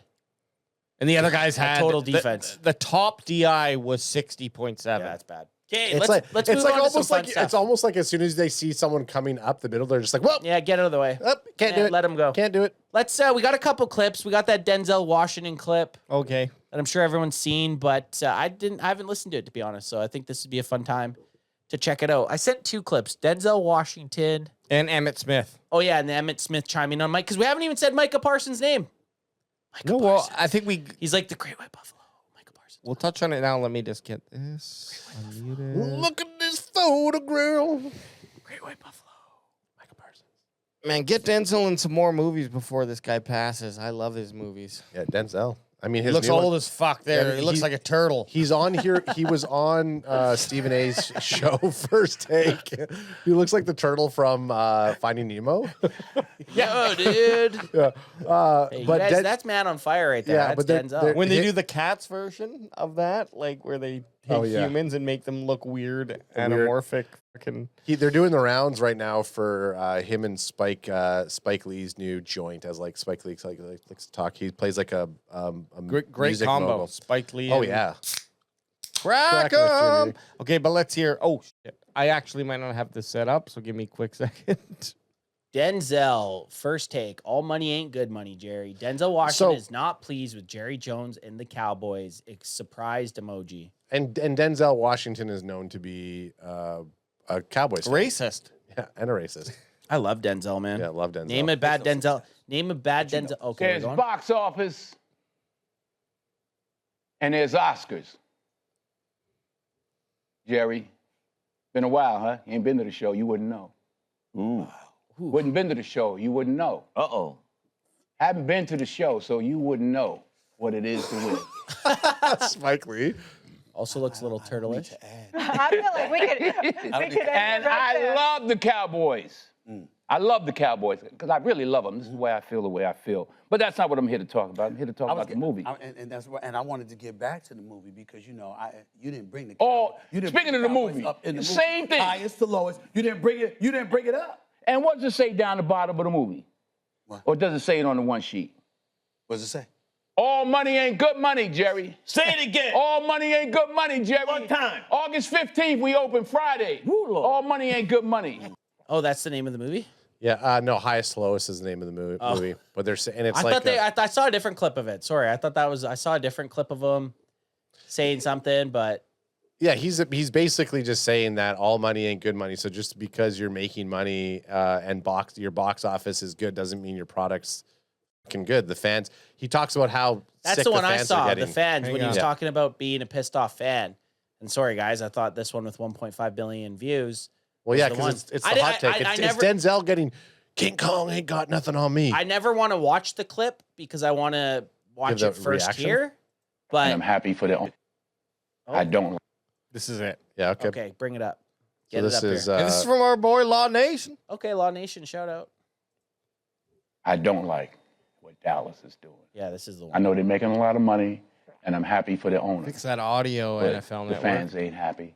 I've been a fan. I grew up in Mount Vernon, uptown. Money earning. The Red Raiders, we were the Red Raiders in the 60s. I was the running back, and we used to shift like the Cowboys. Landry. So I said, oh, the Cowboys play like us. Right. I've been a Cowboy fan since the 60s. He's making it hard for me. He ain't lying.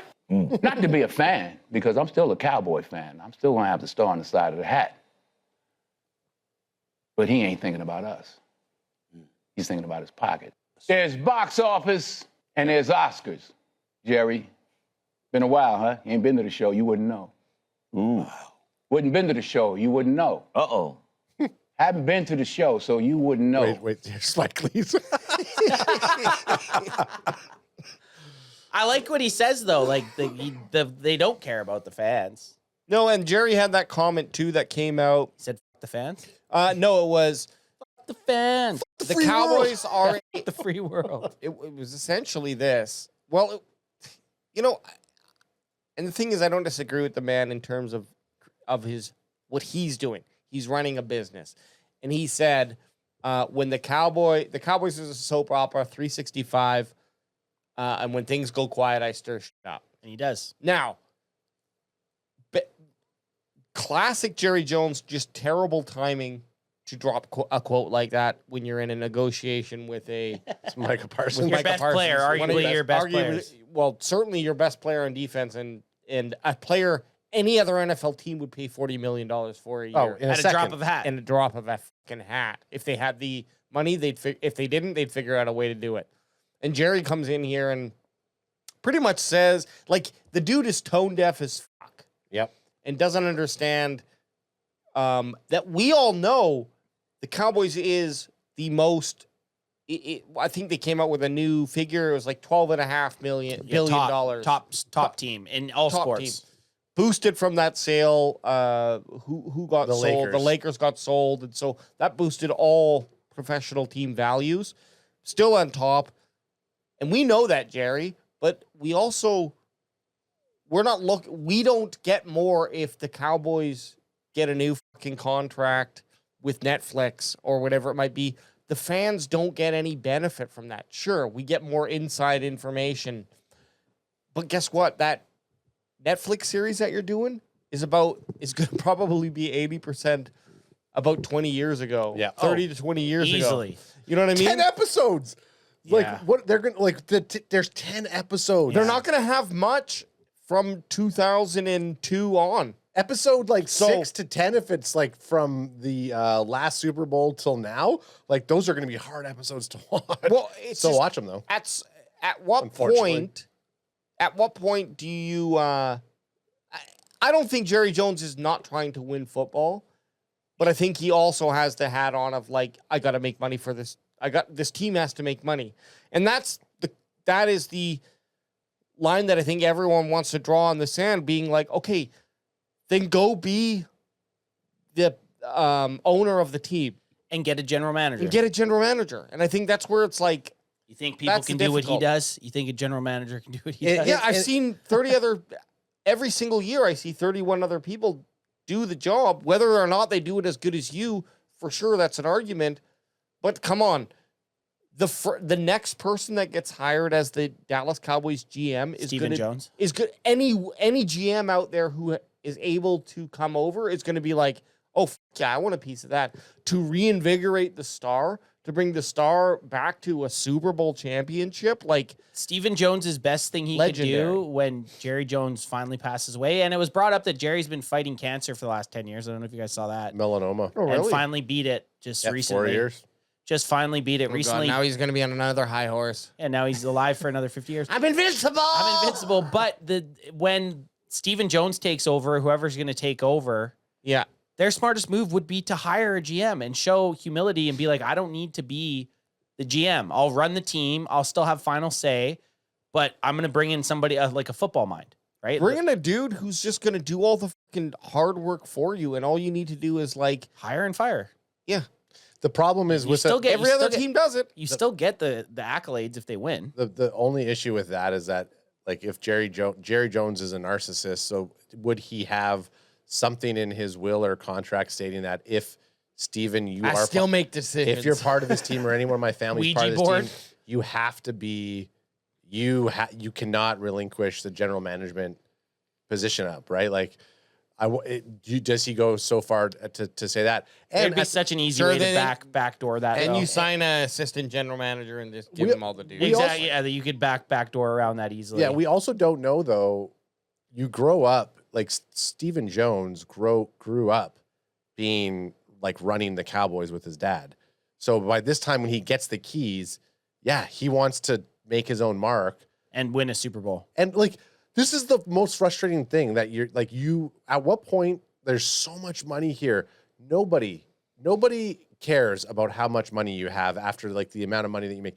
And chances are if you relinquish the general management position, you would probably even make more money than you're currently making right now. If the Cowboys were winning a winning team and we were in a position to win the Super Bowl, do you not think the value of that team is going to go even higher than it actually is? So it's like, why are you now not doing everything in your power to win multiple Super Bowls within the next 5 years? Like, I will that's say all you this. should fucking be thinking about. Because Jerry Jones goes, I haven't won a Super Bowl in 30 years. I would really love to win a Super Bowl, but the value of my team just went up $2.5 billion in 1 year, and we didn't win the Super Bowl. So, like, And he's egotistical. convince me that we need to win a Super Bowl. Well, and it's for not the- even that, but it's egotistical enough that if he's just tried for 30 years and he hires someone and they come win and win a Super Yeah. Bowl while he's alive, people are going to be like, well, how many Super Bowls could you have won if you done this, if you stopped doing the general manager duties 15 years ago?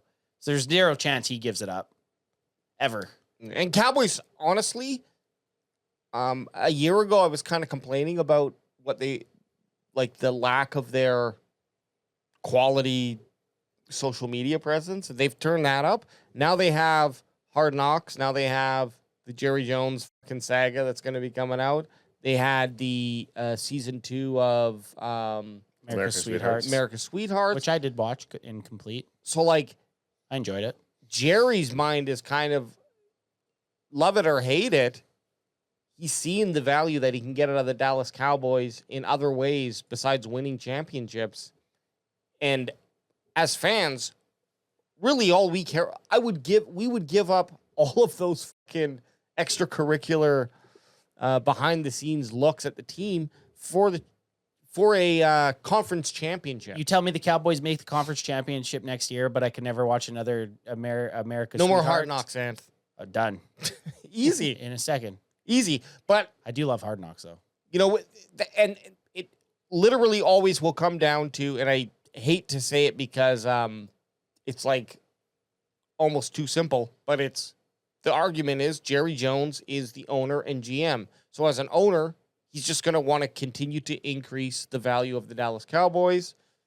It makes sense. Number one, if he's a family man, it makes sense for his family to be like, I'm trying to fucking create billions and billions of dollars of wealth for you guys. Yeah, how can you only live with $12 billion?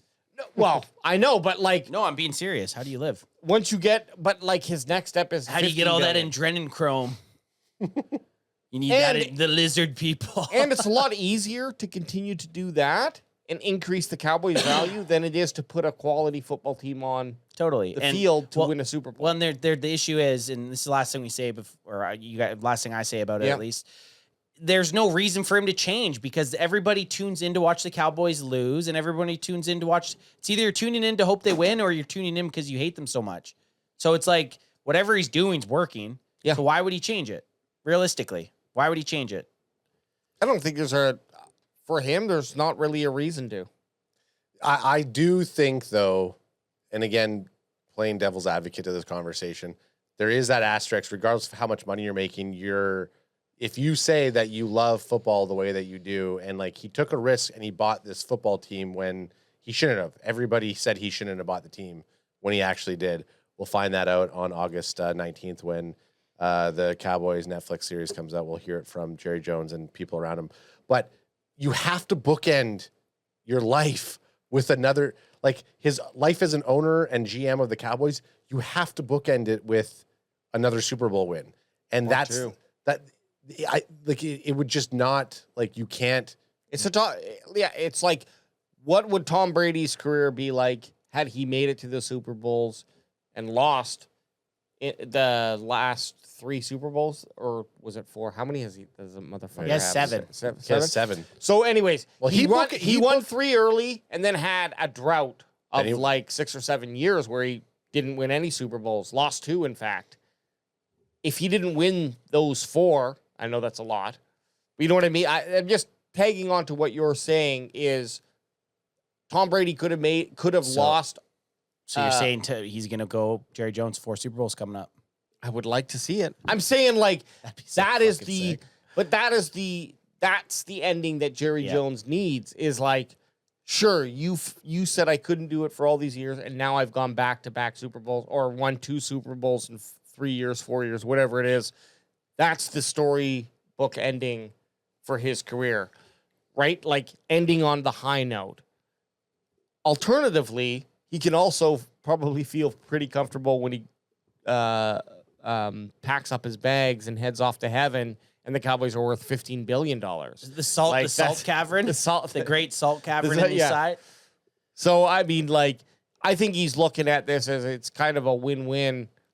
And unfortunately, we're such fucking losers that we just keep watching this shit and Eat it up. Lap it up. Yeah, lapping it up. Lap it up. Okay, let's get this last Sorry, video was- we got. was- yeah, And was with this- Smith? 30 we went from PFF to, like, let's go into something fun. That whole conversation That wasn't fun. was That was not fun. And we're not going fun either. No, we're not going fun again. I don't know why I said fun videos.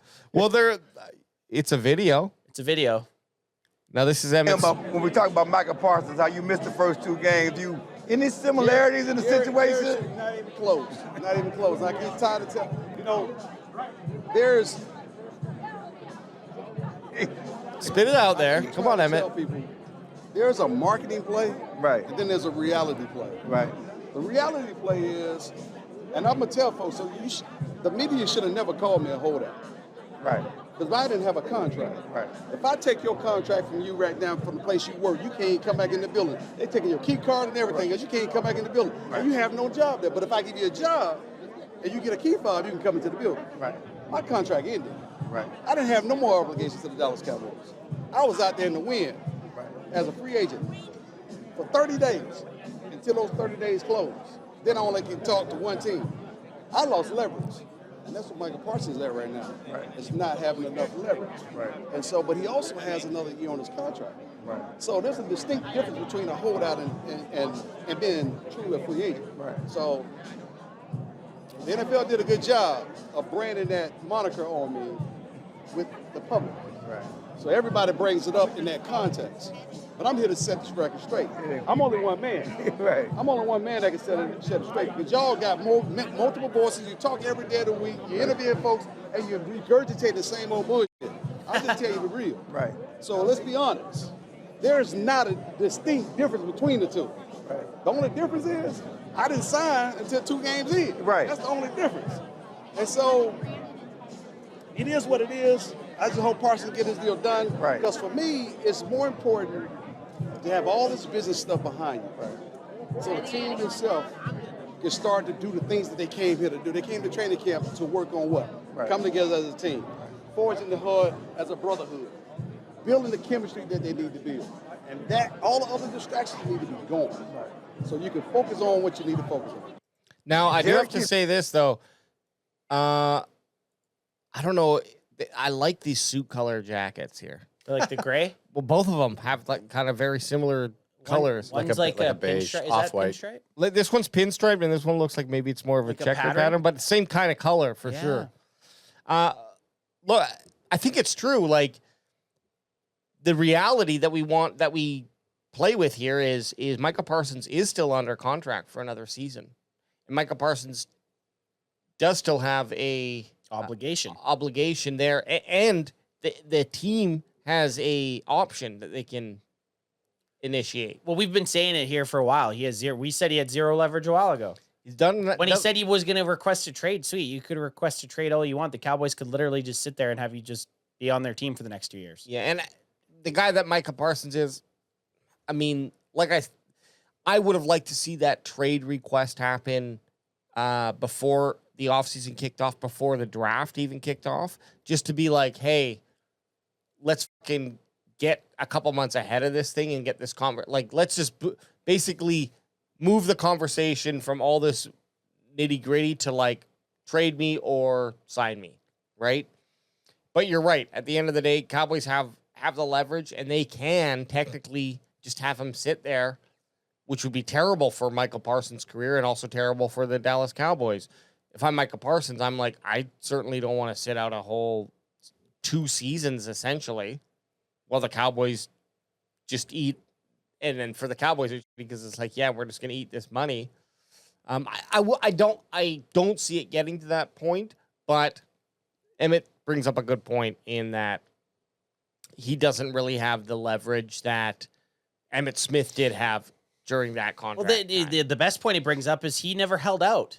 He didn't have held out of what? He didn't have a new contract. Yeah. Like, you can't hold out of something you don't have, right? Emmitt Smith didn't have a contract. That's way different. It'd be like you continuing to go to work for free when they don't have you sign on and you're doing the work and then being like, so are we going to get this contract situation? Which I never knew about. Like, I've heard about Emmett missing the 2 games. Yeah, me too. And thinking he was holding out, waiting for a new contract, but he literally didn't have like, he wasn't under contract. How different is that? Like, so flash forward 23 years later, a guy at Emmitt Smith's quality, he didn't have a contract.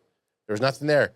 He would have been like, why did no other team pick him up? I think there was, like he mentioned, there was a 30-day. I think the Cowboys maybe had a 30-day window. Okay, so they just allowed him to sit out. Okay, which doesn't align with the timing, because you'd figure like that 30-day window would have ran out before the season started, but maybe not. Maybe that's just the way the contract landed. That it exactly weird. It is just weird, and it's like it is a systemic thing that the Cowboys do. Like, you have that guy like Emmitt Smith, and obviously there's 2 sides to every single story. We don't know what the Cowboys were offering him. Did they offer him a contract and he just didn't accept it? Like, what are all the other details there? Were they just like, nah, we're not going to worry about him right now. We'll just go 2 games with him. We think we could probably do it without him. And they lost both those games. And then those 2 games are like, okay, we can't do it without him. So do you see Micah Parsons? Do you see a noticeable difference if Micah Parsons isn't playing game 1 and 2 and he decides to like try and get the leverage back and be like, no, find me. Give me those. I'll take those $50,000 per game fine or whatever it is. I'll sit out. He goes into 2 games. The Cowboys defense is struggling. Do they is that the only way he can have leverage on here? It depends. It depends the stance the Cowboys are willing to take. I don't think Cowboy. It was different when the Cowboys lost those 2 games with Emmitt Smith. As soon as they got Emmitt Smith back, they immediately became Super Bowl contenders again. Do you think the Cowboys are Super Bowl contenders with Micah Parsons?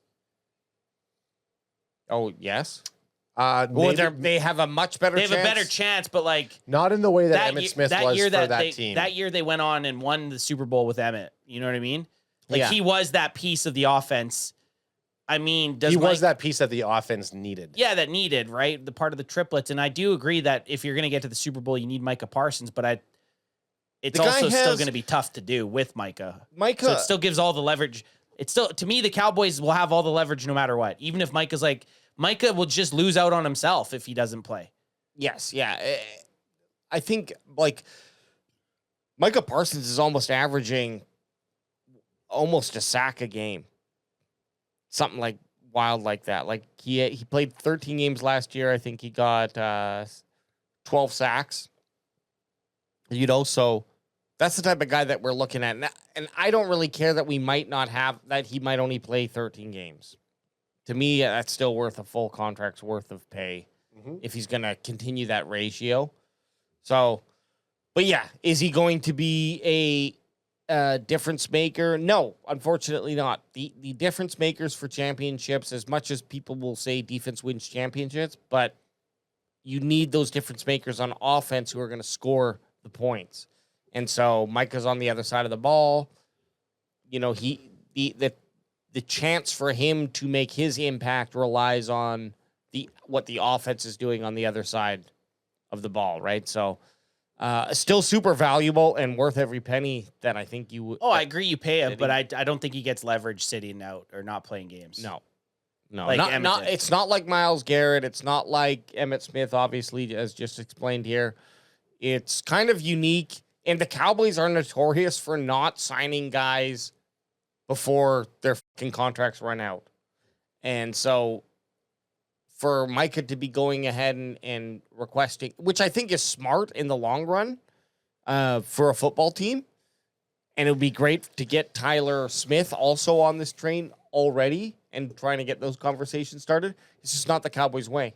Yeah, it is also just ridiculous that like I do feel the Myles Garrett situation was also technically a little different than Micah Parsons. Micah Parsons coming off of his rookie deal. Like, why was this even an issue? Like, we could have saved so much money. They could have saved Well, you so know much what's money. coming. Like, exactly. But I'm saying like draft a guy- any other team would have locked his fucking ass up at the end of year 3 or the start of year 4. Yeah, but you say that with CeeDee Lamb last year. It's the same thing. I know. I'm saying with the Cowboys, it's So different than you everything can't even. else. So you can't ask that question because the Cowboys are stupid. I think that's the only thing. Okay, final thoughts. Oh, Learn really? ball, Yeah, Adam. 'cause Hey, I learn ball. Learn ball. Learn ball. I'm worth $12 billion. Look at this. Cowboys are stupid. I'm worth $12 billion. Learn ball. I mean, he could say that to me. He is worth 12 billion. And personally, I've gotten 3 Super Bowls. I can still say with even his $12 billion, I can say the Dallas Cowboys handle their personal players that they've drafted extensions terribly. Yes. I don't think anyone could argue that, no matter how much money you have. I got something to call us out here. Okay, call us out. Before we go into our call out and say fuck you to Philly fans, Or Philly fuck fans, you. Ravens what do fans? you want to see going into this week 2? Let's make it quick too. Preseason Not game. not a 35-minute conversation. What do you guys got? Yeah, just one off the top of your skull. What do you want to see? I want to see Joe Milton connect with his receivers more consistently this weekend. Less Piss missiles. less piss on the missiles? short throws. I like that. Yeah. I'm gonna say I want to see a repeat of Maffa and Davis. I'd love to see some of our starters get in there. I don't think they're going to be playing, but let me see Maffa and Davis repeat what they did. So I was going to say that too. I was going to say a running back with over 100 yards, but because AJ went running backs, I'm going to go defense. I want to see a linebacker with a turnover. I want to see Shamar James or one of the linebackers do something. Leafau even Punch with the that sack. ball up. I was going to say a punch. defensive turnover because we didn't see one, but we did see Mukamu get one. I want to see 2 defensive turnovers. Yeah, I'm going to say that. I want to see the ball get taken away. I like it. And Wanye stepping it up a little bit this weekend. Is that what you want to see? He's my surprise cut. Hey, prove and throng. He's my surprise cut. Prove and throng. Prove and throng. Who's doing the call out? Yeah, if you're looking out there and you know anybody in your life that happens to be a Ravens fan and they're excited about this preseason game, and Cooper Rush, you look them straight into their dead eyes and you tell them to go themselves. Their dead eyes. I like it. Shark eyes. Those Beady Raven little, eyes. their little beady little eyes. Those Raven All eyes. you Canadians are the same with your beady little eyes. See us Saturday for the preseason week 2. Bye-bye. Yeah, we'll be live streaming an hour before with Big Fella. We out.